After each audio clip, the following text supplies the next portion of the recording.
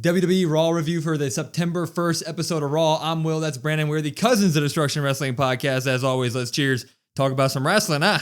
Yeah, right on the heels of Clash in Paris, which we really enjoyed. They're back in Paris again for Monday Night Raw. And let me tell you, this was great. Crowd is, without a shadow of a doubt, best wrestling crowd. The greatest wrestling crowd in the world right now, by far. And they proved it tonight. They proved it yesterday. If you didn't see our Clash review, it's out now. Go ahead and check that out. Thank you guys for stopping by our live stream to watch Clash and Raw. YouTube.com/CODWrestlePod. But let's get into this thing because CM Punk is waiting at the door. And by the door, I mean the garage. He's waiting for Seth Rollins to show up tonight because he's mad about what happened last night. And Adam Pearce is like, he's not here yet. And Punk's like, I'm just going to stand here and wait. And Pearce, being his boss, is like, okay, you do that, I guess. I was like, okay, you're just going to let him wait to mug the man when he gets to work? Yeah. Okay. Yeah, but then, a couple weeks ago, Braun Breaker got attacked backstage. Hey, Braun, you got a match. Yeah. I know you're hurt. Yeah, but I don't know. Adam Pearce is Adam Pearce. He was on the show a lot tonight. Anyway, Jey Uso would officially start the show, and he'd come out, and he was hurt. Ribs were still hurting. The crowd was giving him all the love. He did not encore tonight because he's upset about losing his match, and he says that he probably shouldn't have helped Roman, but that's his family. That's the reason that he ended up losing later on in the night, because he got hurt trying to help Mr. Roman Reigns. And he calls out the Vision to fight, but the Vision does not come out to fight. LA Knight comes out to fight. And LA Knight, he comes out and he basically says they all failed. They all should have won. But he can point to two specific moments that changed the course of the match. One was when he said they need to put Seth Rollins through the dang table. Mr. Jey Uso ruined that moment by super kicking CM Punk. And then the second moment throughout the night is that LA Knight had Seth Rollins on the announce table going for the elbow dive, and Jey Uso got in the way of that as well. So he's like, bro, that one's kind of on you. And he's mad about it, and he's pissed at Jey. And so they kind of get into a pissy war between each other. But before they can really start getting into a tussle, Braun and Bronson Reed, they do come out, and they're really pissed about Paul Heyman being in the hospital. So everybody's pissed from every different angle here. But he said that that's part of, or they said that is part of their vision, though, was taking out Roman Reigns. And they did that. They put him in the hospital. And now it's time to put those two in the ring in the hospital as well. So they want to do it right here tonight.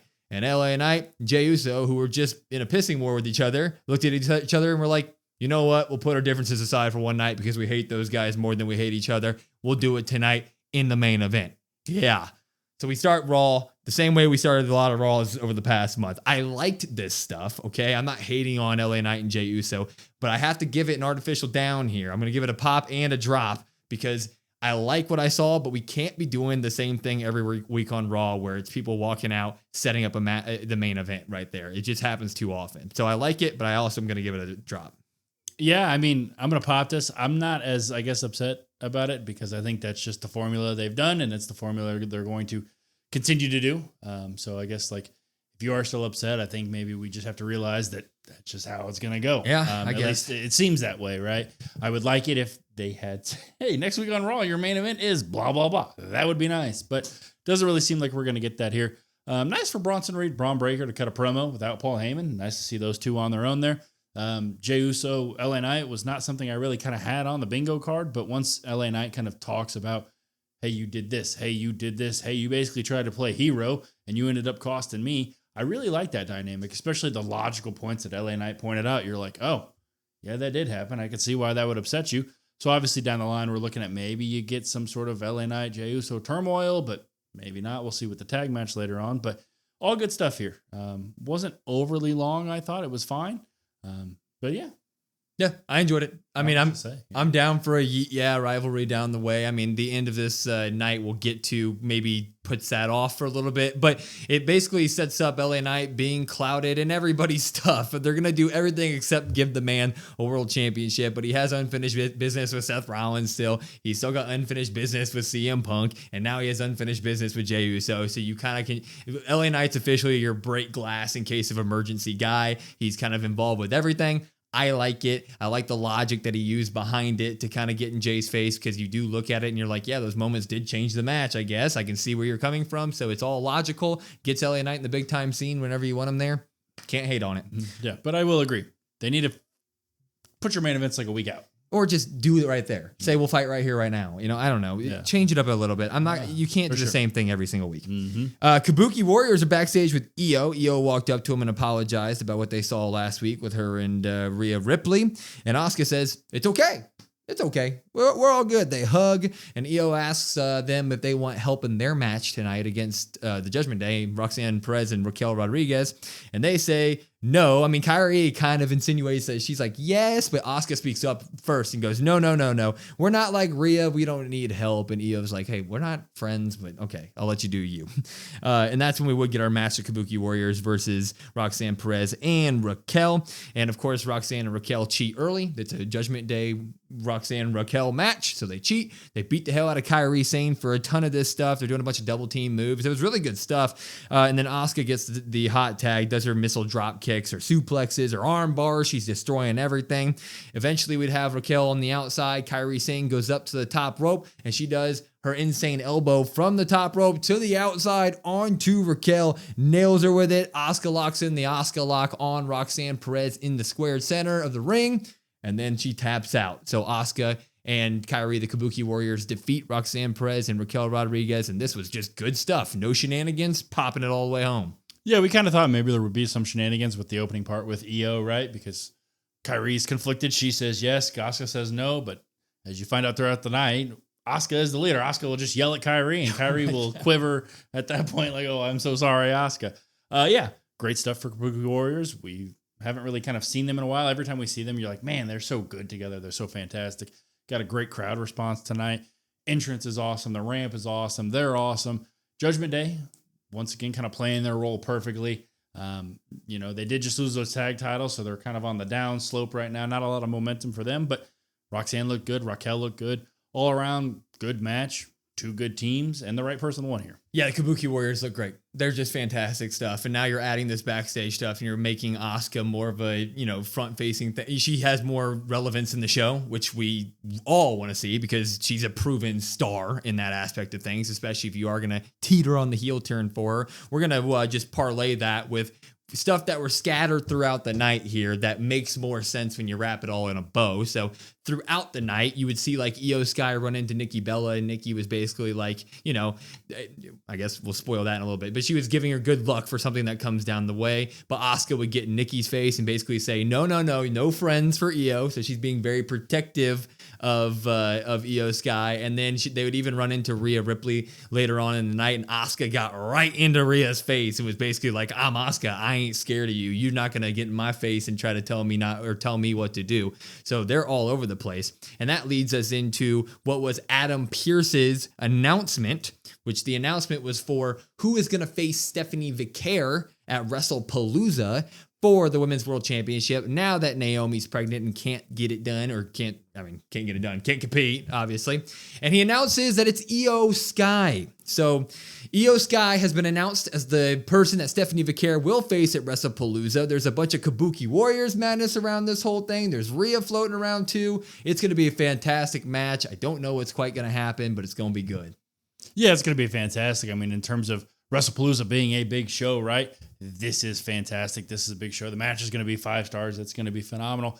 Like you said, there is a lot of storyline stuff on the Io side of things. There's the friendship with her and Rhea. There's the friendship with her and the Kabuki Warriors. Does that somehow come into play? You also have Stephanie Vicaire, who hasn't been on the show in forever, right? She hasn't even wrestled in so long, which is a major fumble from WWE. So you look at it, and there's a lot of intrigue there. Could they just go back to giving Io the title? That's kind of the break glass in case of emergency. Or do they want to go with Stephanie, who's kind of a unproven because she just hasn't had the time to showcase how great she is? But in terms of the match quality, this is going to be 5 stars. It's going to be amazing. Yeah, I mean, just baseline, the match is going to be 5 stars. It's going to steal the show at WrestlePalooza. It's going to be absolutely fantastic. But then you break down story-wise, I mean, Io is clouded in a ton of stuff, right? Are they going to give her the title again? And then her and Rhea are going to go to Perth? Or are they going to lean into what's happening with the Kabuki Warriors? And maybe they end up costing Io, and you do get Io and Rhea going into the tag division. And then you look at the Stephanie Vicaire stuff. It's like she hasn't been on TV. Are they really going to give somebody that hasn't been on TV in forever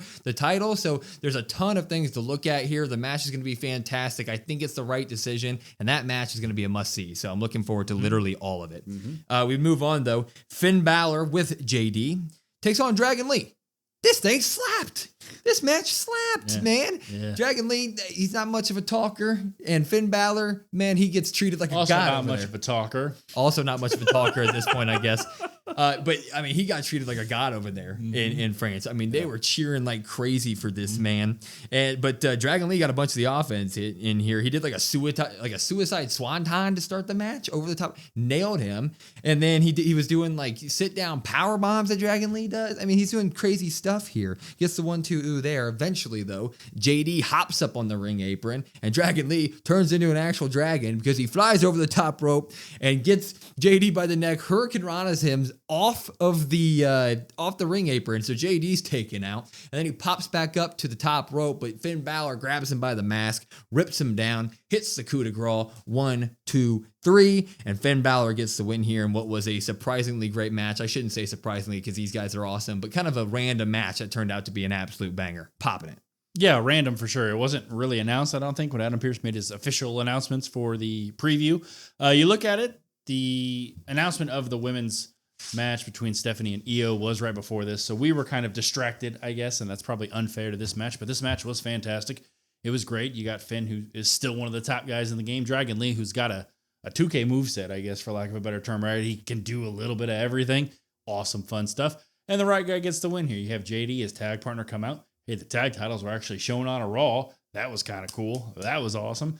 And Dragon Lee, takes out JD. He gets costs here. All around good stuff. Like, there's nothing you can say about this. That's bad, at least, I should say. Yeah, there's not much. There's no story stuff to really look into this. No shenanigans. No, I mean, there was shenanigans because JD got on the apron, but that's just Judgment Day being the Judgment Day. I don't expect this to go into anything else. It was just a fantastic match with a fantastic crowd, and it added to a fantastic show. So I'm happy about it. Mm-hmm. We move on, though, because Judgment Day ran into Dom backstage. He was very excited about Finn getting the win there tonight, but he's worried about his match with AJ Styles later in the night because he's defending the Intercontinental title. And that's when Adam Pearce out of nowhere shows up and he's like, hey, Dom, you're excited for your match? They're not allowed in it. They're barred.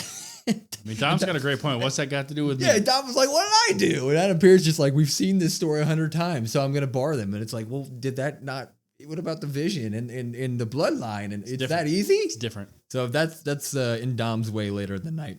And that's when we get the War Raiders teaming with Penta, taking on the New Day with Grayson Waller. I guess he is part of the New Day at this point. War, cero, miedo.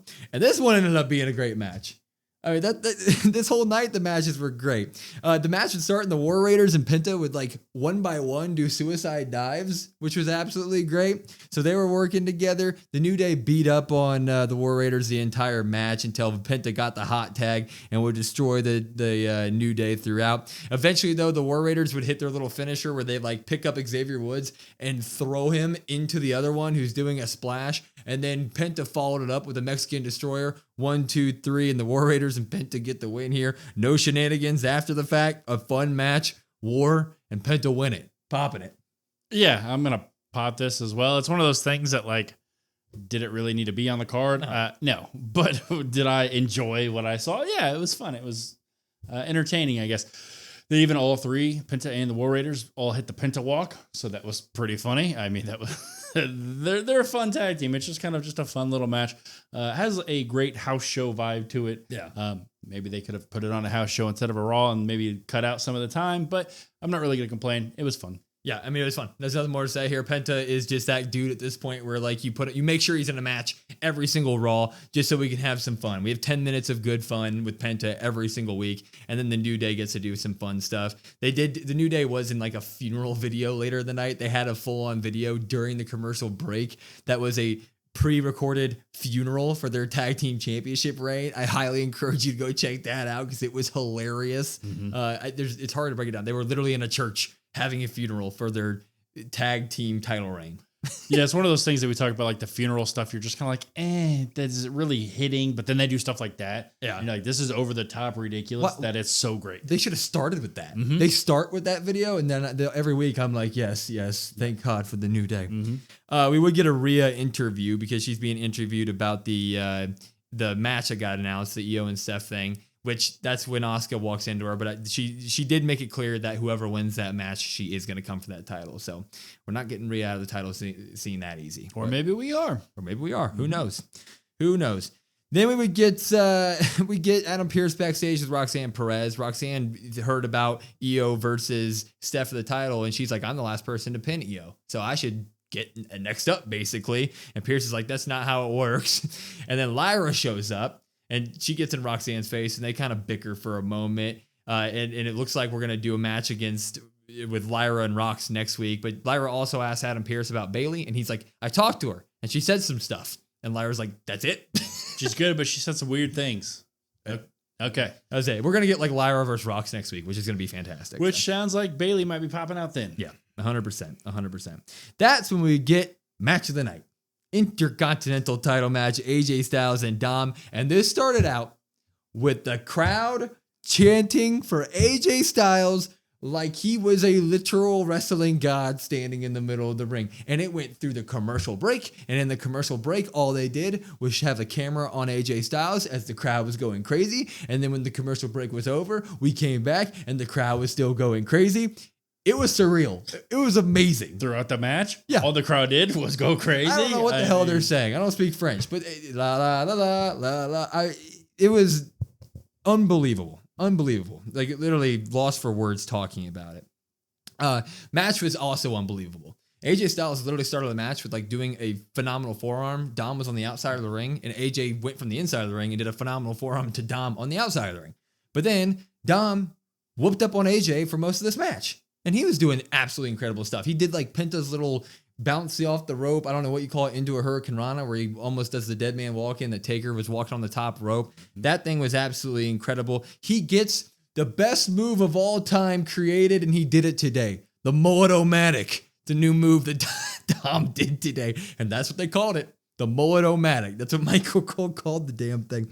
So he hit that on him, and then he hits the Three Amigos on AJ, which he never gets. And then he hits a frog splash on AJ, and AJ kicks out right as the three hits. And then Dom goes for the 619, and that's when you would get AJ's comeback because he would catch the feet, hit him with a Styles Clash, but Dom's foot was on the rope during the pin, and that's when AJ would go for a phenomenal forearm to put Dom away until El Grande Americano is there. And he grabs the foot, pulls AJ down, and headbutts him with the metal in his mask. That would give Dom time to go up, hit one more splash. 1, 2, 3.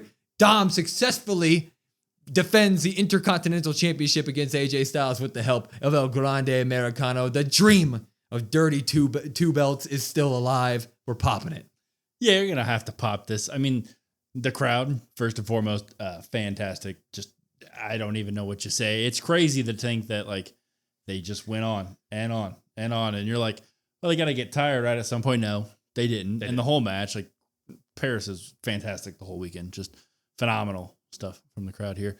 In terms of Dom and AJ, great match. They got great chemistry together. It's nice to see them again. You have Dom winning here. Perfect setup for WrestlePalooza. I mean, sounds like that's right there for us. No help from Judgment Day. He does have El Grande, which is nice to have El Grande coming there because him and Dom are always talking backstage. Dom got a lot of offense in him. Dom looks great. AJ looks phenomenal again. I mean, just all around, just good stuff. I mean, again, another match where I'm going to say, like, there's nothing you can say bad about this match. Yeah, I mean, this was great. I thought the booking was perfect. I think we need to have AJ win this at WrestlePalooza if that's where they want to put this match. You need to have Dom get those two belts and hold them for at least a little bit together. I do think AJ should get the belt, so you have like a couple weeks there, like a week, where Dom will have both belts, so you go ahead and do that. You also prove that Dom doesn't need Judgment Day because he's smart enough to have Plan B with the El Grande stuff, so he is kind of the king of the luchadors as well, so Dom's getting his head in the right place too, or he's at least, you know, acting like a competent human being behind the scenes. So I think this was booked perfectly. AJ will get that belt down the line, but this was good. Yeah, you have 1 week roughly between. Yeah, was it 1 week? So okay. It's on the 12th and the WrestlePalooza is on the 20th. So you have the AAA title making an appearance on ESPN on WrestlePalooza. I mean, that sounds pretty awesome. I completely agree. We get an LA Knight interview backstage where he basically said that this isn't a smart match, that they took this because him and Jay are beaten up, but they can survive together or die apart. And that's when Jay shows up and he's basically like, look, you and I still got issues, but I hate Division more, so just kind of stay out of my way and let's get this done. So, And then he wanted to yeet, but LA Knight said, nah, only 1 4-letter word tonight. Yeah. So we're still getting that going. And then there was a Rusev promo, I think. There was a Rusev promo. He said he's free now. Yep. It happened. He's He's free. Yeah, I don't know why they put that there. Nope. They're going to put it anywhere else. Punk's backstage is still in the garage. This time Rhea's there with him. They're just having a good old chat. And that's when Adam Pearce taps Punk on the shoulder. And he's like, Seth Rollins is reportedly in the building. And Punk's like, what? How'd he get in the building? I guess CM Punk doesn't understand that big ass stadiums have more than one entrance. He only said one entrance in the beginning, so I guess not. I guess. So that's happening. And that's when CM Punk would storm to the ring, get the entrance and everything. And he would come out there. And this was a big old segment. And this was absolutely fan-freaking-tastic, man. It's a lot of notes, so bear with me here, though. He calls out Seth Rollins right away.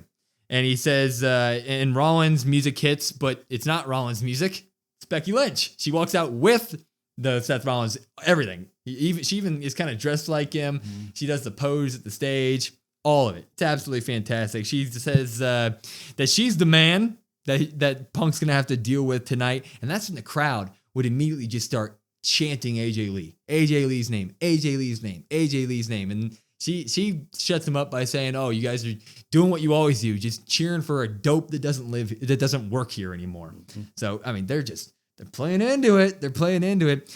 Punk says that this has nothing to do with Becky, and he tries to end up leaving to go after Seth Rollins, but Becky yells at him basically to stay, and she calls out Punk for everything that he's been saying about Seth Rollins and says that, what, you think that just affects Seth? We have a kid. That's my husband. So, I mean, you're kind of feeling for Becky at this point a little bit. And she says that he's hot and he's jacked and all this stuff, right? And says that Punk has ruined her life too, ruined her matches too, because in all those years that he was gone, it wasn't just Seth Rollins matches that they were cheering CM Punk's name in. It was her matches as well and others too. So that was also a good little thing to say. She says that Seth and Becky are the reason that WWE has succeeded since then. She says they are in a revolution right now and that Punk is in the way of that revolution. She says, you don't fit the vision. Good line there. Punk says the vision's blurry and that while Becky may be the GOAT, as ESPN says, he's the best in the world. And as the chant starts coming in, he says, and 20,000, 30,000 people are saying it right now. They chant my name no matter what. In fact, I went town to town to town the last week and a half while you two were doing nothing but sitting behind your plastic belts. You did nothing because that's what Seth Rollins does. He hides behind the vision, behind Braun, behind Bronson, and now he hides behind his wife. He does say that Becky is amazing, but that she married a bum. And he also puts a period on the exclamation point. He says the thing between him and Seth will never be over. That's when Seth Rollins comes out. So he is here. He's standing at the stage. Mm-hmm. And now he says he's been looking for Punk all night. Where's he been? And he says he's talking a lot of stuff in the ring. How about he says that to my face? And when CM Punk decides to try to step toward Seth Rollins, Becky gets in his face. And he tries to get around her, but Becky's not having it. Becky's just standing right in front of his face the entire time. And then Seth Rollins leaves, and Punk kind of just sits there like, okay, they got me tonight. And he turns around, and Becky's still there, and she starts smacking him. I mean, she starts with like a punch. Mm-hmm. I mean, she hits him. This isn't fake. She's smacking the crap out of CM Punk.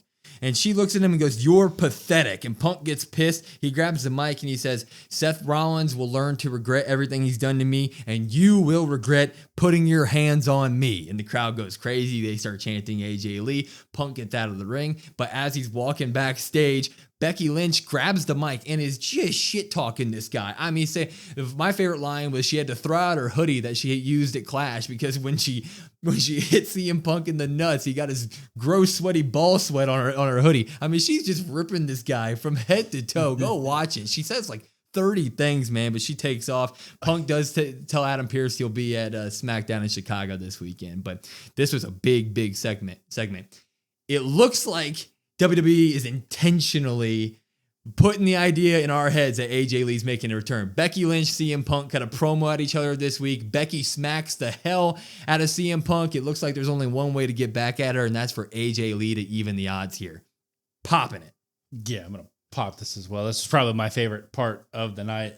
I thought this was great. It's not the normal way. They didn't come out and have the Vision cut a 20-minute promo on how great they are and Becky and Seth, and now they're together and they start the show and all this stuff. This was fantastic stuff. You have two great mic workers like Becky, like Punk going at each other, and then you have Rollins being a secondary piece of it all. Was so good. You have Becky sitting there, just the trash talking, the verbal jabs back and forth were so good. And then you have Becky laying her hands on Punk to really just kind of ignite the flame of like, hey, this is really going to happen. There's only one way really for Punk to get back at Becky. I mean, it's right there. I was never really a full believer of like AJ Lee making a return in the past, right, at Rumbles or anything like that, because there's no real reason for that to happen. Now the real reason's here, and she put her hands on CM Punk. I mean, right there, that's enough reason. If any husband, wife, like that's your real reason right there, go get them. I could not be more excited. This was done to perfection. I don't know what I wanted from this segment following Clash in Paris yesterday, but this was amazing. My hopes are high. My hopes are high. WWE's doing it on purpose, and I think that they just did this to absolute perfection. I mean, Becky in the face of Punk, just tearing him down. And as he's walking back to the set, just tearing him down with the most hateful things that someone could say to somebody's husband, right? And then you add on top of that, the fact that she smacked this man like 50 times. I mean, CM Punk is trying to sit there and not act like they're hurting. Those were real hits. She was hurting the man. There's only one way to get back at her, and that's for the great AJ Lee to return. We got to get it down the line. Now I'm just in full hope. There hasn't really been hope over the past years with all the rumors. We got it now, and I couldn't be more excited about it. They have me bought in for sure. Yeah, it's one of those things right now that they've just in a short span of time that they've really played with everybody's emotions. That if it's not AJ Lee, I feel bad for whoever it is. Yeah, because you're gonna be like, oh, it's so and so, right? If it's almost all or nothing at this point. If it's not AJ, it's nothing. Mm-hmm. Like if it's not AJ, it's nothing. Like I don't know what you're gonna do with it, but if it's not her, do not put anybody else out there. We would get our main event though. It was Jey Uso and LA Knight taking on Braun and Bronson, and this was your Vision main event that we've been seeing lately. We love Braun Breaker. We love Bronson Reed. Just been seeing a lot of it lately. I mean, this match was a lot of Braun and Bronson destroying on these two men one at a time. Basically, whenever somebody would start getting their moves off, Braun or Bronson would come from the outside and even the score here, right? That's basically what was happening most of the time here. We would get all hell breaking loose. Jay would get a spear onto Braun Breaker, and then LA Knight and Jey Uso would put their differences aside for once to get Bronson Reed out of the ring, and then LA Knight would pop up, hit the BFT on Braun Breaker, and Jey Uso would go to the top, splash Braun Breaker, but the 1-2 would happen, and then Bronson Reed would pull Jey Uso to the outside of the ring, and he'd start throwing Jey Uso off of everything out there. I mean, they were beating the hell out of each other. Match would spill outside, and they were doing all the chaos on the outside. Eventually, though, Jey would spear Bronson Reed, and he would hit a splash on Bronson Reed, but the legal man here is Braun Breaker, and Braun was ready to wait for Jey to get up after the splash, and he delivered a big old spear right to Jey Uso, gets the 1-2-3 win over Jey Uso and LA Knight. But that's when the Vision had in the night by being the Vision here, and they started destroying these men. I'm pretty sure they speared LA Knight a couple times, threw him to the outside of the ring, but they were focused on Jey Uso tonight, and they got some spears on him. Braun did his running spear, hit him. We got a tsunami.